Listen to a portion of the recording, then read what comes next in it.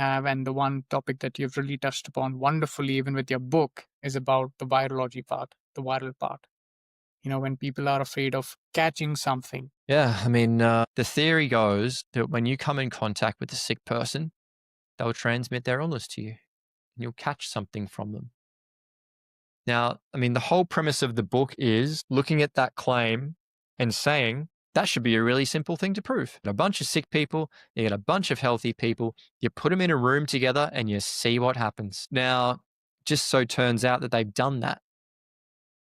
They've done it dozens and dozens and dozens of times for all kinds of so-called contagious diseases. And you know what happens when they put the sick people and the healthy people together? Nothing. The healthy people don't get sick. So that really throws a spanner in the works for this sort of conventional idea that illness is transferred from a sick person to a healthy person.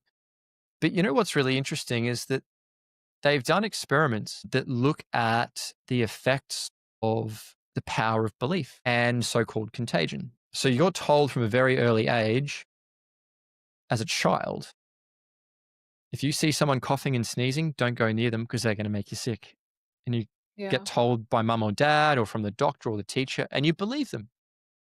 And then one day you get sick and you went, oh yeah, that must mean because I saw a guy coughing on the street, or I was in class with my friend Johnny and he was coughing. Oh, I must have caught it off him.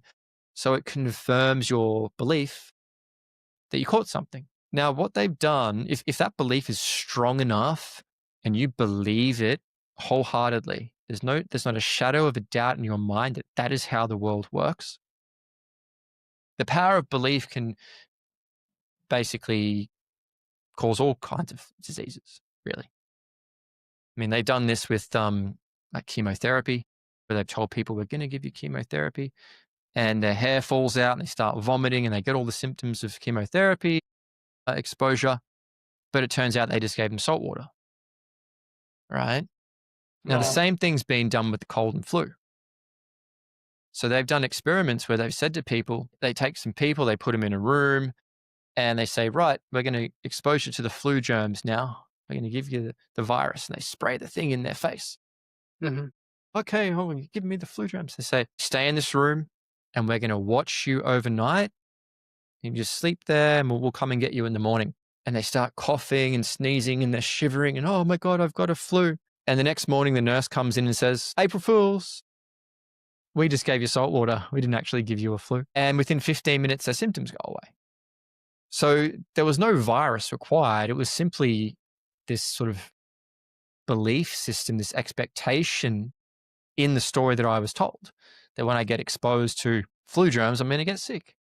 But it doesn't work the way that we think it does. So, I mean, this is just a couple of examples about the things that are sort of contradictory with this story that we're told about contagion. There's obviously much, much more, and it's a Yeah. pretty thick book, but yeah, this sort of just gives a bit of a general overview. And also touching upon EBV, they are saying that a lot of us walk around with the activation of the EBV virus in our DNA that is wreaking a lot of havoc.